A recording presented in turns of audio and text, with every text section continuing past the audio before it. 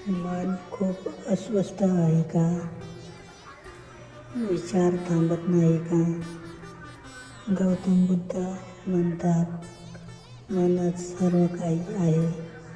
तुम्ही जे विचार करता तसे तुम्ही बनता. मन शांत ठेवण्यासाठी फक्त एक गोष्ट करा. डोळे मिटा आणि श्वासावर लक्ष द्या. श्वास आत घ्या, श्वास बाहेर घ्या. मन भटकलं आहे का? काही हरकत नाही. परत श्वासाकडे आणा. राग येतोय?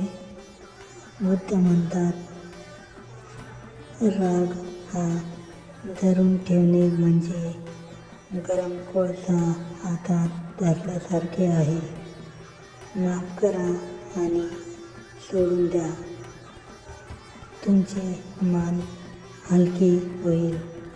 आजपासून फक्त 5 मिनिटे स्वतःसाठी काढा आणि पहा तुमचं आयुष्य कसं बदलतं.